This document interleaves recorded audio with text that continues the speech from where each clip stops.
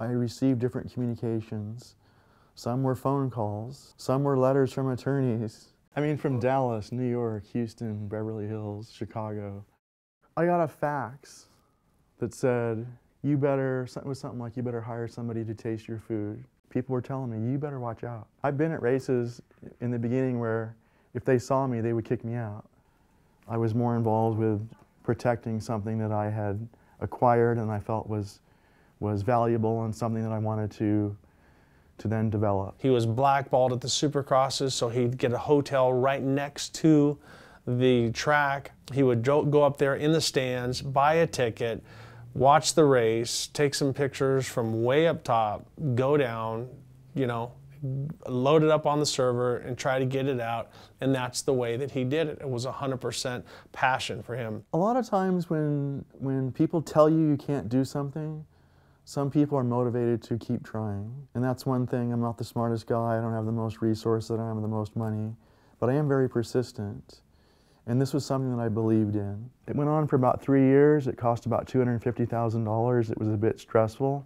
And it kept me from really running a business. The culmination of 3 years was I received a letter from a law firm saying, you have the right to that. We make no claim to it.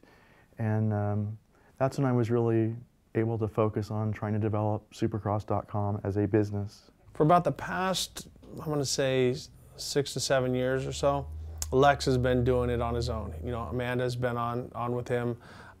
He's had some people over the time help him, you know, make it from day to day, paycheck to paycheck, and doing what he's been doing. So I actually heard of Lex before I had met him.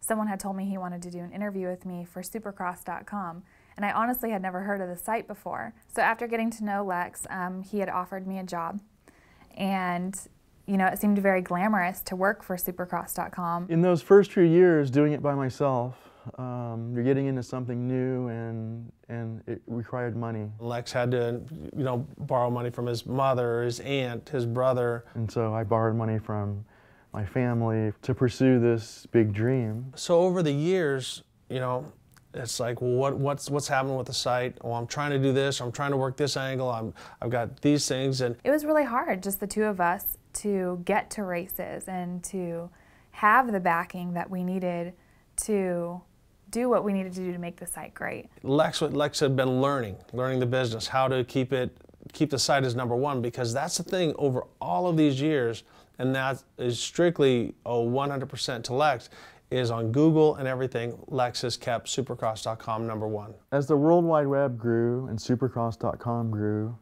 I started receiving almost daily people that were interested in Supercross.com, acquiring the name, becoming partners, investing. So we started getting with a couple different partners. We got partnered with a guy in San Diego who had all these great ideas. They had all these great ideas how they're going to make, you know, millions and millions of dollars. And the whole thing was, okay, make millions of dollars, and then during the process, you can buy the site from us, and then we can move forward. It always started out one way. Then they would get the traffic, they would start making money off it, then we would find out that they were screwing us on that. Then Lex was, I have to give it to him, Lex was smart enough to hang on to the domain name the whole time, and then we'd have to leave and then rebuild and leave and rebuild. I really wanted to see Lex happy, and there's been somebody that has come on board and fed Lex a bunch of lies and actually stole from him, and the website was supposed to be sold years ago, and that fell through. So some of the rough spots that Lex and I had over the years, at one point, you know, I was a 50% owner of Supercross.com, and then I sort of signed off so he could continue, you know, pursue the business and stuff, and doing the day-to-day and all the different stuff, to where I just had a note for the money that I invested into it. There was a couple promoters that came to me and said, hey, we see that you acquired this. We'd like to work with you. We'd like to maybe acquire it. I wrote some pretty comprehensive proposals, and I was offered $50 and a couple of t-shirts. After so many failed attempts trying to work with somebody with the site, you know, we thought we're just gonna have to do it on our own. And that was the mentality we had for a while. Then Lex calls and says, RJ introduced me to somebody. He's got a lot of great ideas. It's worth taking a meeting with him. And honestly, I thought, here we go again.